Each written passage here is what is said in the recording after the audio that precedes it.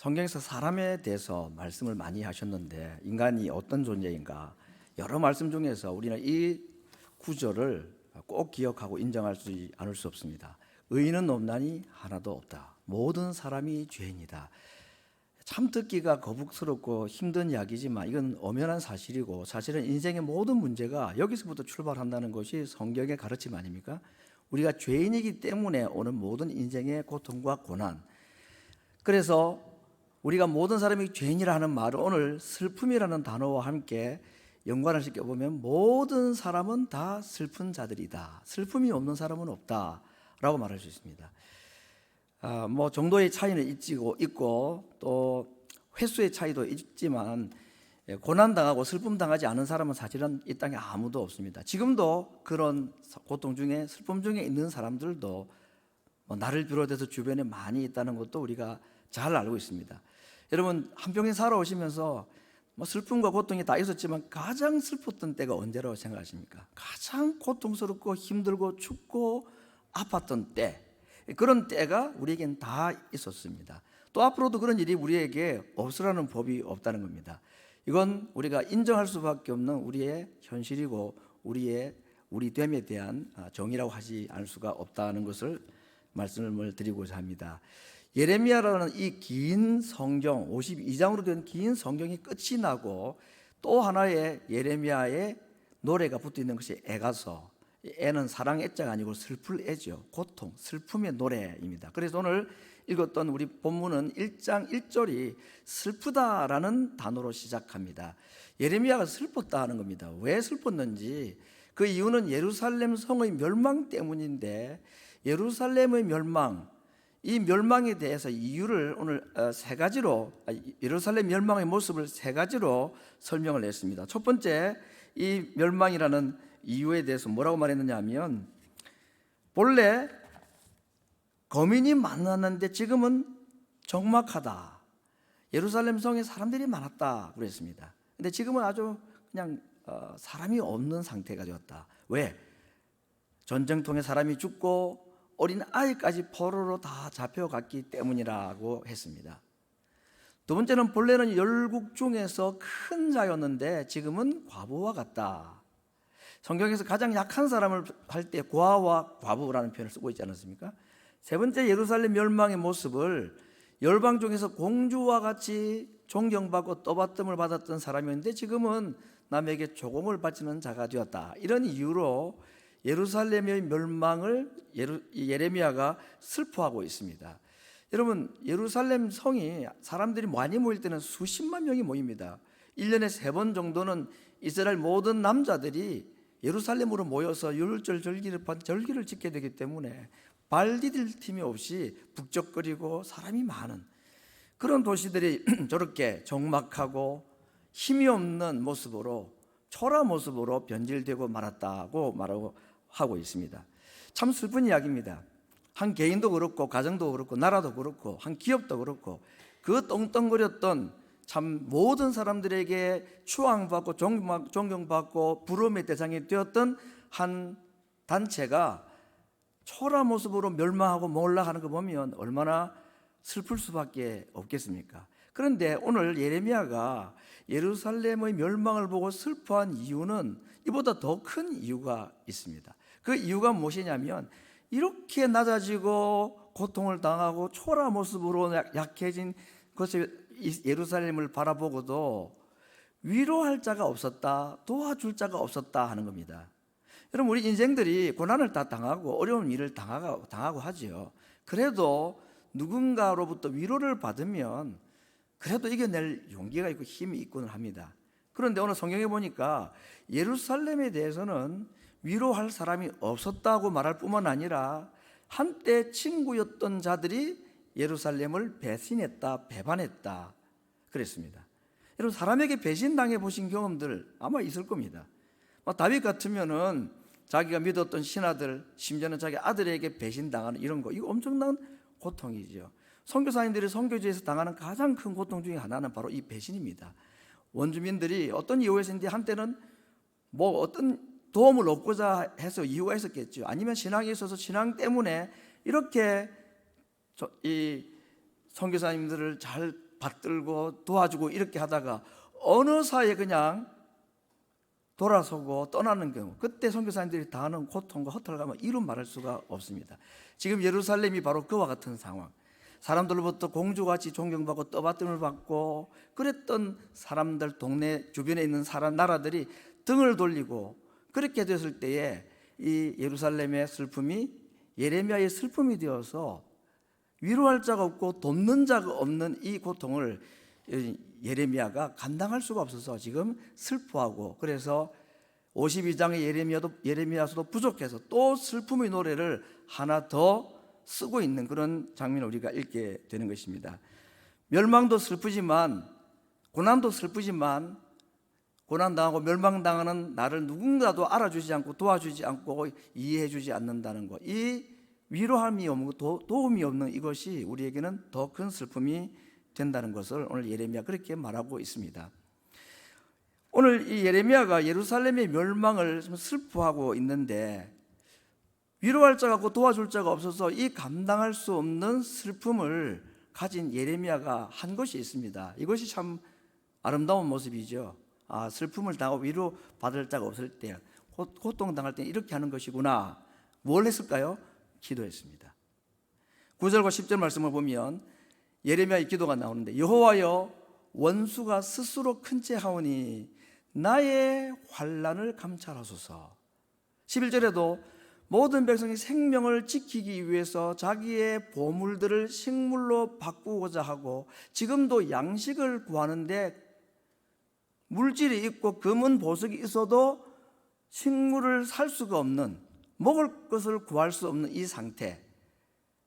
그런데 오늘 이 예레미야가 예루살렘의 멸망을, 나의 환난, 나는 비춰나오니 여호와여 나를 돌아보소서, 이렇게 기도하고 있는 것이 참 놀라운 발견이 아닐 수가 없습니다. 여러분, 예레미야가 지금 예루살렘을 바라보면서 슬퍼하고 자기 나라의 멸망을 안타까워하고 그렇게 하는데, 나라가 망하는데 슬퍼하지 않을 국민이 어디에 있겠습니까? 그런데 예레미야의 슬픔이 다른 사람과 좀 다른 이유는 그 슬픔을 자기의 슬픔으로, 나의 아픔으로 받아들였다는 겁니다. 이름하여 예레미야가 예루살렘 나라의 멸망을 자기의 멸망으로 동질화했다 하는 겁니다. 여러분, 우리가 누군가를 위로할 때에 좋은 말로 또 용기를 주기도 하고 이렇게 할 수 있지만, 정말 참 좋은 위로 중에 하나가 그 사람과 내가 하나가 되고 그 사람의 아픔을 나의 아픔으로 여길 수 있는 것, 이것이 그 사람이 가장 큰 위로입니다. 사람이라는 것이 그렇게 감정이 서로 통하고 또 마음이 서로 연결해두고 통하고 그러지 않습니까? 이 사람이 나를 정말로 걱정해주고 위로해주고 내 문제를 자기의 문제처럼 여기는구나 하는 것을 어느 정도는 사람들이 깨닫지요. 그때 위로받습니다. 그렇지 않습니까? 나도 누군가로부터 많은 이야기를 들었지만 정말 내 문제처럼 생각해주고 또 물어오고 어떤지 확인해주고 이렇게 할 때에 그것이 내게 위로가 되는 것입니다. 그렇다고 해가지고 그 사람이 나의 문제를 해결해 줄 능력도 없고 그렇게 할 수도 없는 일임에도 불구하고 단지 그와 나를 하나로 생각하고 나의 문제를 자기의 문제처럼 생각해 주는 그 이유 하나 때문에 위로를 받는 것입니다. 오늘 예레미야는 예루살렘의 고통을 나의 환난, 나의 고통으로 받아들이고 내가 당하는 슬픔으로 받아들이는 것, 오늘 이것이 앞으로 보게 될 예수님께서 우리를 향하여 가지고 계신 마음을 예레미야가 그렇게 지금 미리 보여주고 있다고 볼 수가 있습니다. 최고의 능력, 문제를 해결해 주는 것도 능력이지만 정말 위로되기 위해서는 그의 문제를 나의 문제로 동질화하고 내가 그가 되어주는 것, 그것을 사람들은 가장 위로받는 수단으로 삼는다는 것을 우리가 경험을 통해서도 알고 있고 예레미야는 지금 그걸 보여주고 있는 것입니다. 여러분, 이 일에 있어서 가장 최고의 모범, 다시 말하면 다른 사람의 슬픔이나 아픔을 내 것으로 받아들이고 나의 아픔과 나의 문제로 여기는 데 있어서 최고의 모범을 보여주셨던 분은 예수님입니다. 우리가 지난 얼마 동안에 이 구절들을 수없이 생각하고 또 생각했던 말씀들인데, 예수님께서 어떻게 우리와 같이 되셨는가 하는 구절을 빌립보서와 히브리서에 있는 두 말씀을 가지고 보고자 합니다. 예수님의 자기 비우심에 대한 이야기입니다. 그는 근본이 하나님이셨다 그랬습니다. 그러나 하나님처럼 될 것으로 여기지 아니하시고 자기를 비우어 종의 형체를 가지고 사람과 같이 되었고 사람의 모양으로 나타나셨다. 십자가의 죽으심은 그것 때문에 가능했다는 겁니다. 한번 큰 마음 먹고 용기를 내어서 십자가의 죽음을 감행하신 것이 아니라 이 십자가의 죽음이란 이것이 없이는 인류 문제에 조금의 해결이 도움이 안 되는, 어떤 노력으로도 할 수 없는 이 우리를 구원하시는 이 일을 위해서는 십자가의 죽으심이라는 것이 반드시 필요했는데, 이 십자가의 죽으심이 가능하게 된 것이 바로 앞에 있는 이 자기 비움과 종의 형체로 채우시는 이 일로 가능했다라고 말하고 있습니다. 히브리서 4장에서도 예수님을 대제사장이라고 말합니다. 대제사장, 제사장은 하나님과 사람 사이에 중보하고 연결하는 일을 하는 것이 대제사장이 하는 일 아닙니까?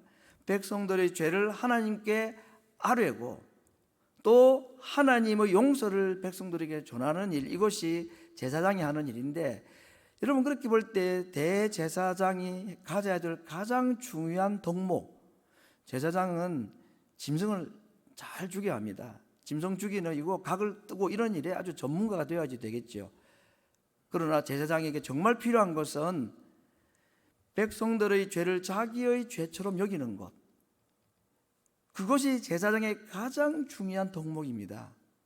그냥 대신 제사를 드려주는 자가 아니라 자기가 자기의 죄를 하나님 앞에 내어놓는 것 같은 그런 마음. 그래서 예수님을 우리에게 대제사장이라고 말씀하셨고, 이 제사장은 구약시대에 있었던 수많은 제사장들과 좀 다른 점이 있는데, 그 다른 점이라는 것은 우리의 연약함, 우리의 슬픔, 이것을 체휼하시는 분이시다. 요즘에 우리 이제 개정판 성경을 많이 쓰고 있는데, 개정판에는 그냥 동정하시는 분이시다라고 말했습니다. 체휼이라는 말이 좀 어렵고 잘 안 쓰니까.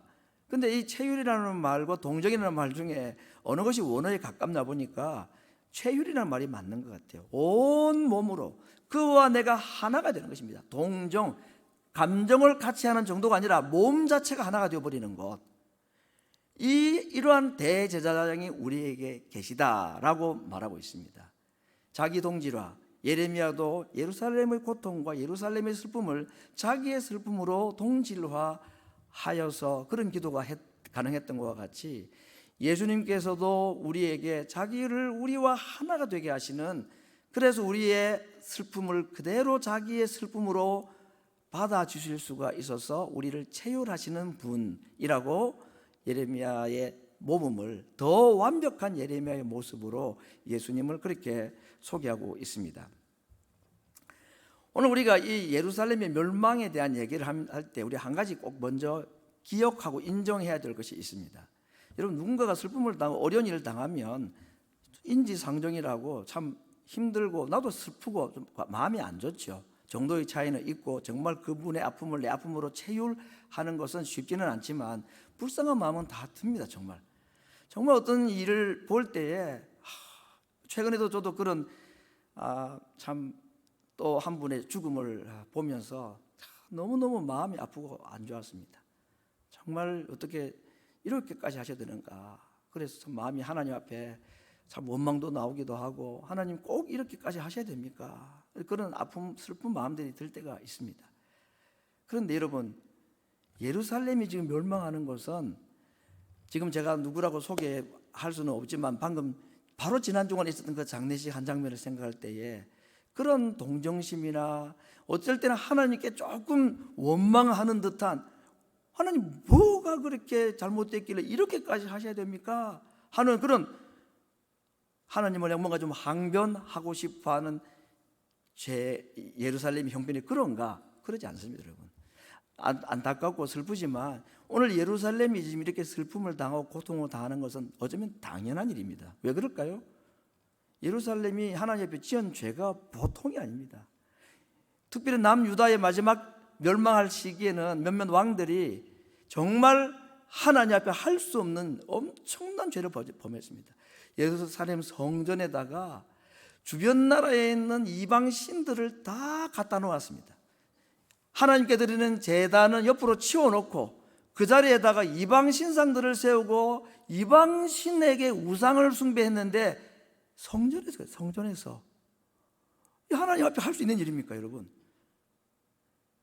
그래서 지금 바벨론이라는 나라에 의해서 예루살렘이 멸망하지만 사실 더 정확하게 말하면 하나님에 의해서 예루살렘이 지금 매를 맞고 멸망당하고 있는 것입니다.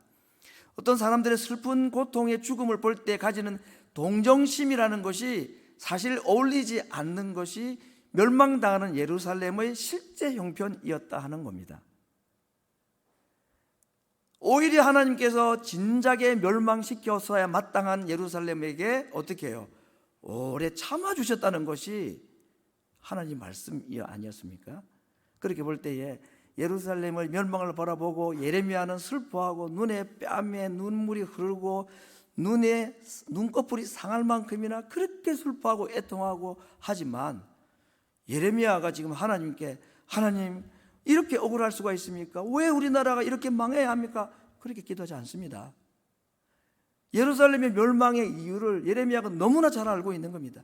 그래서 안타까운 겁니다. 당연히 멸망받을 예루살렘에게 하나님께서 진노하셨는데 그래도 돌이키지 않고 수없이 하나님께서 말씀하셨음에도 불구하고 돌이키지 않고 결국에 이렇게 되고 말아서 그들이 당하는 고통과 슬픔이 당연하지만 돌이키지 않은 예루살렘, 그것 때문에 그가 더 마음이 아파서 이렇게 참 눈물을 흘리고 있는 것입니다. 예루살렘의 멸망은 슬프지만 사실은 당연한 겁니다. 오늘 예루살렘의 멸망 이야기는 결국은 신약시대로 가게 되면 예수님의 죽음에 대한 예언적 선언입니다. 그렇게 볼 때에 예수님의 죽으심과 예루살렘의 멸망은 같은 아픔과 같은 슬픔이지만 다른 것이 있는데 예수님의 죽음은 절대로 당연하지 않다는 것입니다. 제가 예수님의 죽음은 감사하지만 당연하지 않다 하려니까 말이 복잡해서 그냥 안 당연 그랬습니다. 예루살렘의 멸망은 슬프지만 당연하죠. 그러나 예수님의 죽으심은 우리에게는 감사한 일이지만 이건 당연한 일이 아니더라는 겁니다. 오늘 예수님의 이 죽으심에 대해서 예레미야를 통해서 오늘 우리 두 가지를 말씀했습니다. 첫째, 예레미야를 통해서 예수님이 어떠한 모습을 우리에게 보여주고 계시냐면 슬픔을 아시는 예수님. 예레미야는 슬픔이 무엇인지 알았습니다. 자기 문제로 인한 슬픔이 아니고 예루살렘의 멸망을 슬퍼하는 슬픔을 아는 사람이었다는 것입니다. 이것은 슬픔을 아시는 예수님을 우리에게 미리 보여주는 것이라고 말씀드렸습니다. 여러분, 예수님은 예레미야가 예루살렘의 슬픔을 아는 것 이상으로 우리의 슬픔을 너무나 잘 아십니다. 부모가 자식이 당하는 슬픔을 누구보다도 잘 이해를 하지 않겠습니까? 더 아파하고 하듯이 예수님께서 우리에게 가지고 계시는 그 슬픔의 감정이 얼마나 큰지 모릅니다. 두 번째는 이렇게 낮아지고 낮아지고 고난당함에도 불구하고 예루살렘이 위로받지를 못했다라고 했는데 예수님도 위로받지 못하신 분이셨습니다. 그래서 우리에게 위로자가 되시는 분이시다. 예수님은 우리의 슬픔을 잘 아시고 정작 자신은 하나님으로부터 위로받지를 못하셨는데 그래서 우리를 정말 위로하실 수 있는 분이시다. 예수님께서 나를 왜 버리십니까? 라고 하나님께 기도하셔도 하나님께서는 예수님의 기도를 듣질 않으시고 외면을 하셨습니다. 위로받지 못하셨죠, 예수님이. 왜 그러셨습니까? 예수님이 왜 마지막까지 그 하나님의 음성 한마디도 듣지 못하고 예수님에게 하나님은 한마디 음성으로도 위로해 주지 않으신지 그 이유를 우리가 참 위로를 받게 하기 위함이라고 성경은 말하고 있습니다. 예수님이 우리에게 가장 완벽한 위로자가 될 수 있는 이유는 이 두 가지 이유 때문입니다. 그분은 슬픔을 아시는 분이시다. 왜냐하면 그분이 인간이셨기 때문입니다. 우리와 모든 일에 동일하게 되시고 우리와 같이 되셨기 때문에 인간이 당하는 슬픔이 어떤 것인지를 우리 예수님은 너무나 잘 알고 계시고 그래서 위로하실 수 있고 하나님으로부터 마지막 위로 한마디를 받지 못하신 주님이시기 때문에 이 땅에서 위로받지 못하는 자의 위로자가 되실 수 있는 분이시다고 말씀하고 있습니다. 오늘 예수님께서 이렇게 슬픔을 아시고 위로받지 못하셔서 우리를 위로하실 수 있는 분이 되어주신 것, 그래서 이 예수님께서 정말 어떤 분으로 앞으로 우리 오실 것인가 하는 것을 이사야 선지자가 네 가지로 예수님의 이름을 소개한 것을 우리가 잘 알고 있습니다. 앞으로 오실 예수님, 그분에 대한 네 가지 기묘한 모사, 영어로는 원더풀 카운슬러라고 그랬습니다. 완벽하고 놀라운 상담가라고 말했습니다. 어떤 문제를 가지고 고민하는 사람들에게 좋은 상담을 해줘 그 문제를 해결할 수 있도록 해주는 거, 여러분 변호사들이 하는 일이 주로 그런 일 아닙니까? 어떻게 해결할 길이 없는데 이걸 어떻게 해서 해결을 해주는 사람, 그 유능한 변호사들입니다.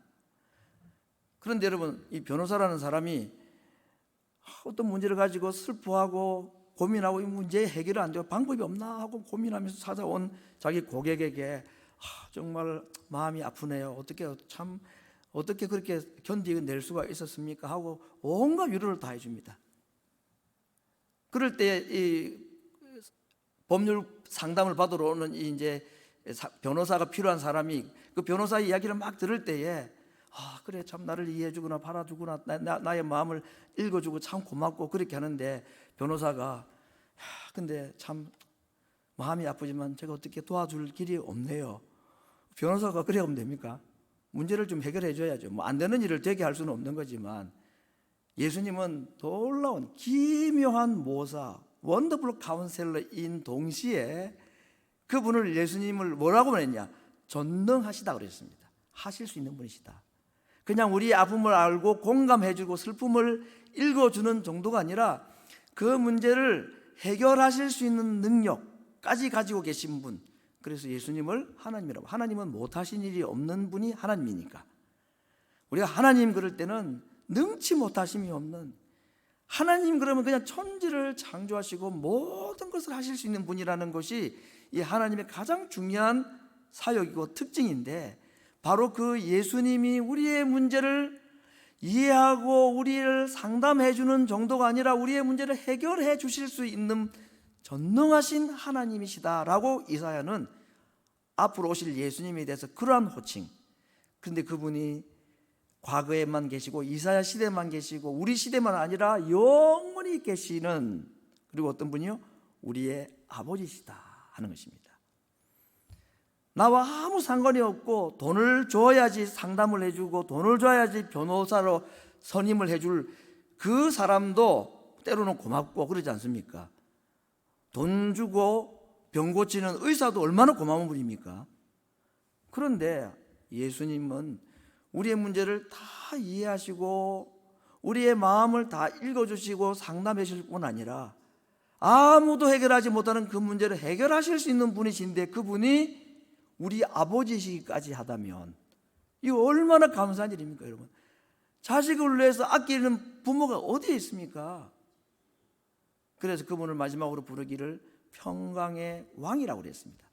왕이라는 것은 부정적 개념으로 통치자, 우리를 억압하는 자, 권력자 그런 의미가 아니라 평강으로 다스리는 왕. 세상의 모든 왕들은 평강으로 다스리지 않습니다. 다 무기와 권력으로 다스립니다. 그런데 유일하게 오히려 무기에 의해서 자기가 스스로 죽음을 경험하시면서까지 왕노릇 하시는 분, 그분은 우리를 평강으로 다스리시는 분이시다 라고 말하고 있습니다. 오늘 이 네 가지 예수님에 대한 이야기 가운데 우리는 두 가지를 이 예레미야를 통해서 보게 되는 겁니다. 예수님이 어떤 분이셨습니까? 슬픔을 아시는 분이라. 그래서 우리를 이해하시는 분, 우리를 잘 도와줄 수 있는 분 뿐만 아니라 위로받지 못하셨기 때문에 우리의 문제를 능히 해결해 주실 수 있는 전능하신 하나님, 그분이 우리가 믿는 예수님이라고 말하고 있습니다. 오늘 예레미야의 단식은 끝날 때까지 그냥 단식으로 끝나버립니다. 해결책이 없어서. 그 얘기는 예레미야의 슬픔을 해결하실 수 있는 또 다른 예레미야, 진정으로 우리의 슬픔을 아시고 우리를 위로해 주실 수 있는 분은 예수님밖에 없다는 것을 우리에게 강력하게 약속으로 말씀하시는 것이 슬픔의 노래로 끝나는 이 예레미야 애가의 주제이고 우리에게 주시는 큰 약속이라는 것입니다. 오늘 제가 우리 여러분에게 소개할 시가 하나 있는데, 글쎄 80년대 90년대 한국 교회의 연령층을 막론하고 정말 영향을 끼쳤던 시인이 한 명 있습니다. 이미 세상을 떠났습니다만은 우리에게 잘 알려진 뇌성마비 장애를 가지고 태어났던 이 송명희라는 분입니다. 이분의 시들이 얼마나 참 많은 사람들에게 위로를 주고 용기를 주었는지 모릅니다. 그 시 가운데 이 동참이라는 제목의 시가 하나 있는데 좀 내용이 길지만 제가 그대로 한번 소개해 봅니다. 너 고통당할 때 주님이 너와 함께 고통을 당하시고, 너 짐지고 갈 때 주님이 너의 짐을 가볍게 하시고, 너 슬플 때에 주님이 위로의 눈길로 너와 동행하신다. 너 외로울 때 너 어찌 홀로 있다 하는가? 너 괴로울 때 너 어찌 혼자 있다 하는가? 너의 모든 것을 동참하시는 주님을 너 바라보라.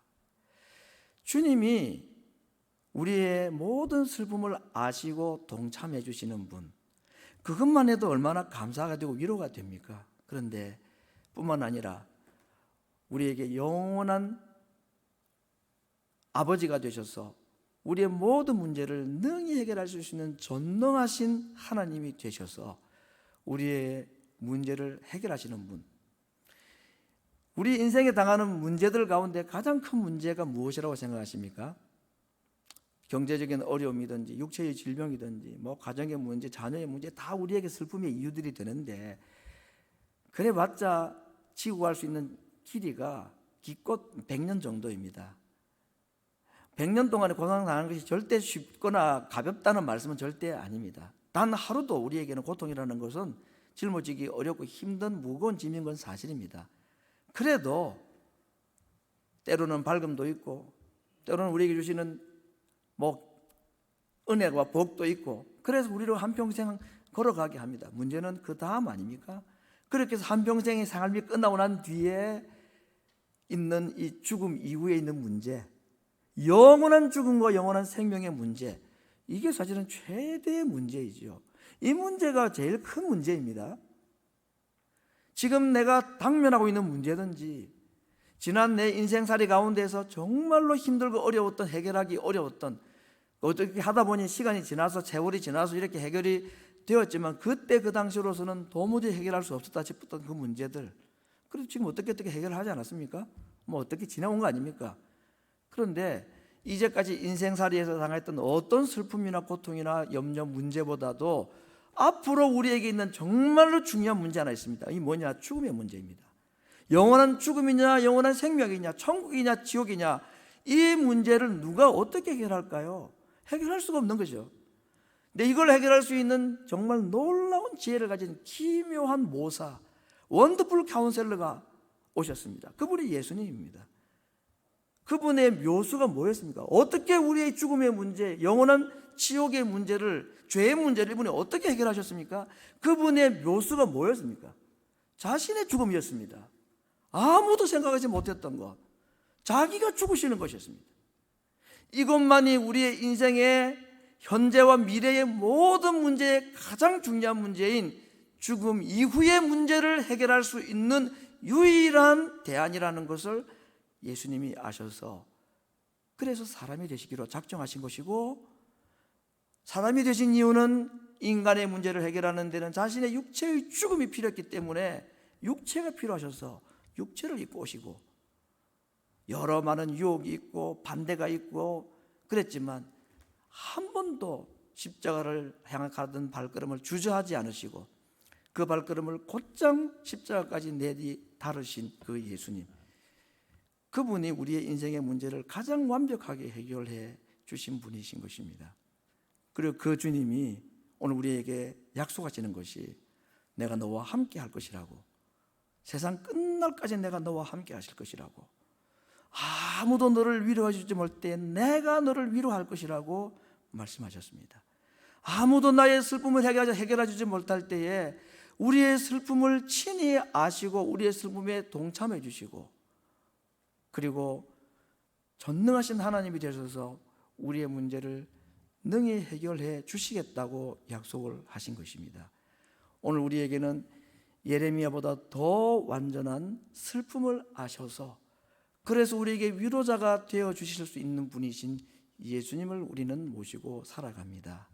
오늘 이 아침에 주님이 바로 이러한 위로자로 내 안에 계시다는 사실을 믿고 인생에 당하는 모든 슬픔과 고난 때마다 나와 함께 동행하시고 동참하시고 자신의 목숨을 내어주시기까지라도 하시면서라도 우리의 문제를 능히 해결해 주실 수 있는 그 전능하신 위로자를 오늘도 믿고 바라보고 의지하면서 이 땅에 당하는 슬픔, 위로받지 못하는 인생의 고통 가운데서 주님 주시는 위로로 승리하시고 그 하나님께 영광을 돌려드리는 주의 백성들 되기를 간절히 바랍니다.